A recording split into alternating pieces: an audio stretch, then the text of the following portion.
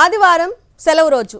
ప్రభుత్వ ఆఫీసులు, స్టాక్ మార్కెట్లు, ముఖ్యమైన కార్యాలయాలు అన్నీ మూసి ఉంటాయి. కానీ 2026 ఫిబ్రవరి 1న వచ్చే ఆదివారం చాలా ప్రత్యేకం, ఒక విధంగా చారిత్రాత్మకం. వరుసగా 9వసారి బడ్జెట్ ప్రవేశపెట్టబోతున్న కేంద్ర ఆర్థిక మంత్రిగా నిర్మలా సీతారామన్ రికార్డు సృష్టించబోతున్నారు. అంతేకాదు, చరిత్రలో తొలిసారిగా ఆదివారం బడ్జెట్ సమర్పించనున్నారు. కేంద్ర బడ్జెట్కు రంగం సిద్ధమైంది.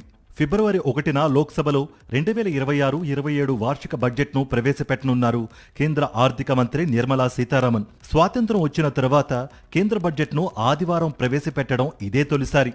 భారత్ పార్లమెంటరీ క్యాలెండర్లోనే ఇదో రికార్డ్. 2015, 2020, 2025లో బడ్జెట్ ప్రజెంటేషన్లు శనివారాల్లో జరిగాయి. కానీ ఆదివారం బడ్జెట్ అనేది ఇంతకు ముందు ఎప్పుడూ జరగలేదు.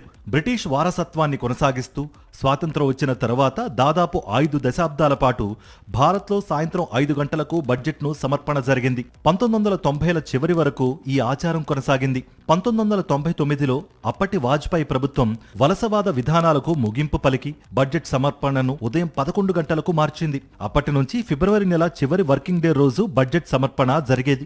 2014లో కేంద్రంలో అధికారంలోకి వచ్చిన మోదీ సర్కార్ 2017లో కీలక సంస్కరణ తీసుకొచ్చింది.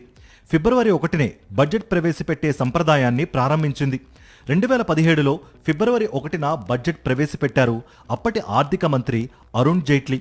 కొత్త ఆర్థిక సంవత్సరం ఏప్రిల్లో ప్రారంభమయ్యే ముందు ఖర్చులను ప్లాన్ చేయడంతో పాటు అమలు చేసేందుకు మంత్రిత్వ శాఖలు, రాష్ట్రాలకు మరింత సమయం ఇవ్వొచ్చనే ఉద్దేశంతో ఈ నిర్ణయం తీసుకుంది కేంద్ర ప్రభుత్వం.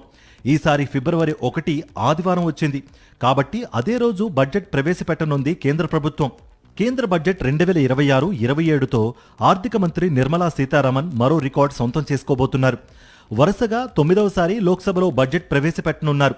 2019లో బాధ్యతలు చేపట్టిన నాటి నుంచి ఇప్పటి వరకు ఒక మధ్యంతర బడ్జెట్తో కలిపి 8 బడ్జెట్లను విజయవంతంగా సమర్పించారు ఆర్థిక మంత్రి నిర్మలా సీతారామన్. ఈ ఏడాది 9వసారి బడ్జెట్ ప్రసంగం ఇవ్వనున్నారు.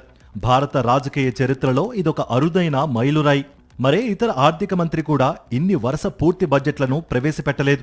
ఆదివారం ప్రజెంటేషన్ ఆమె పదవీ కాలానికి మరో ప్రత్యేకమైన అధ్యాయంగా చెప్పుకోవచ్చు. అత్యధిక సమయం బడ్జెట్ ప్రసంగం ఇచ్చిన రికార్డ్ కూడా నిర్మలమ్మ పేరిటే ఉంది.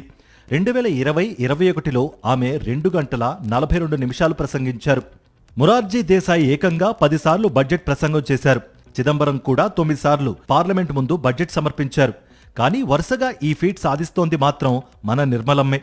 అందుకే ఓ మహిళా ఆర్థిక మంత్రి ఈ అరుదైన ఘనతను సాధించడం భారత్కే గర్వకారణమని అన్నారు ప్రధానమంత్రి నరేంద్ర మోదీ. वित्त मंत्री निर्मला जी देश की पहली वित्त मंत्री ऐसी है, महिला वित्त मंत्री ऐसी है, 9वीं बार देश के संसद में बजट प्रस्तुत करने जा रही है. ये अपने आप में एक गौरव पल के रूप में भारत के संसदीय इतिहास में रजिस्टर हो रहा है. ఆదివారం బడ్జెట్తో ఈ రోజు స్టాక్ మార్కెట్లు కూడా తెరుచుకోనున్నాయి. సెలవు రోజు అయినప్పటికీ national stock exchange, Bombay stock exchange యథావిధిగా ట్రేడింగ్ జరగనుంది. స్వతంత్ర భారత చరిత్రలో ఆదివారం నాడు స్టాక్ మార్కెట్లు తెరవడం ఇది రెండోసారి మాత్రమే. గతంలో 1999 ఫిబ్రవరి 28న వాజ్పేయి ప్రభుత్వ హయాంలో బడ్జెట్ రోజున మార్కెట్లు పనిచేశాయి. మొత్తం మీద ఈ సండే బడ్జెట్ సరికొత్త చరిత్ర లిఖించుకోవడంతో పాటు రికార్డులు సృష్టించబోతోంది.